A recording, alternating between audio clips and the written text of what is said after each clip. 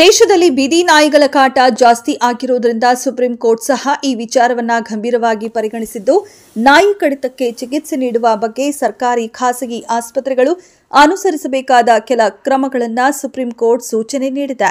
ನಮ್ಮ ದೇಶದ ಸರ್ವೋಚ್ಚ ನ್ಯಾಯಾಲಯವು ನಾಯಿ ಕಡಿತಕ್ಕೆ ಚಿಕಿತ್ಸೆ ನೀಡುವ ಬಗ್ಗೆ ಸರ್ಕಾರಿ ಖಾಸಗಿ ಆಸ್ಪತ್ರೆಗಳು ಅನುಸರಿಸಬೇಕಾದ ಕ್ರಮಗಳಿಗೆ ಸಂಬಂಧಿಸಿದಂತೆ ನಿರ್ದೇಶನಗಳನ್ನು ನೀಡಿದೆ ಎಂದು ಆರೋಗ್ಯ ಸಚಿವ ದಿನೇಶ್ ಗುಂಡೂರಾವ್ ತಿಳಿಸಿದ್ದಾರೆ.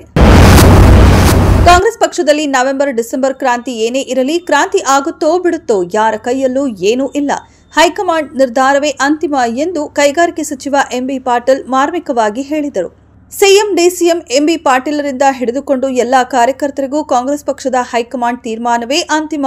ಮಲ್ಲಿಕಾರ್ಜುನ ಖರ್ಗೆ ಅವರು ನಮ್ಮ ಹೈಕಮಾಂಡ್, ಸೋನಿಯಾ ಗಾಂಧಿ, ರಾಹುಲ್ ಗಾಂಧಿ ಇವರೆಲ್ಲ ಸೇರಿ ಮಾಡುವ ತೀರ್ಮಾನವೇ ಅಂತಿಮ ಎಂದರು.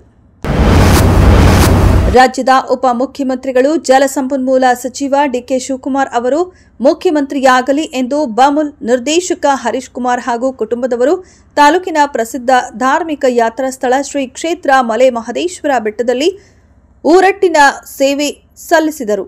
ರಾಜ್ಯದ ಪ್ರಸಿದ್ಧ ಧಾರ್ಮಿಕ ಯಾತ್ರಾ ಸ್ಥಳ ಶ್ರೀ ಕ್ಷೇತ್ರ ಮಲೆ ಮಹದೇಶ್ವರ ಬೆಟ್ಟದಲ್ಲಿ ಉಪಮುಖ್ಯಮಂತ್ರಿ ಡಿಕೆ ಶಿವಕುಮಾರ್ ಅವರ ಭಾವಚಿತ್ರವನ್ನ ಹಿಡಿದು ದೇವಸ್ಥಾನದ ಸುತ್ತಲೂ ಪ್ರದಕ್ಷಿಣೆ ಹಾಕಿ ದೇವರ ದರ್ಶನ ಪಡೆದು ಡಿಕೆ ಶಿವಕುಮಾರ್ ಅವರು ಮುಖ್ಯಮಂತ್ರಿಯಾಗಲಿ ಎಂದು ಹರಕೆ ಹೊತ್ತಿದ್ದಾರೆ.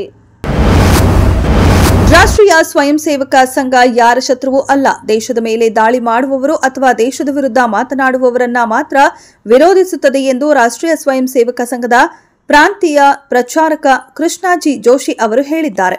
ರಾಷ್ಟ್ರೀಯ ಸ್ವಯಂ ಸೇವಕ ಸಂಘ ಯಾರ ಶತ್ರುವೂ ಅಲ್ಲ. ಸಂಘದ ಚಟುವಟಿಕೆಗಳನ್ನು ಇಷ್ಟಪಡುವ ಮತ್ತು ದೇಶ ಸೇವೆಗಾಗಿ ಕೆಲಸ ಮಾಡುವವರನ್ನ ಸಂಘಕ್ಕೆ ಸ್ವಾಗತಿಸಲಾಗುತ್ತದೆ ಎಂದು ಹೇಳಿದ್ದಾರೆ.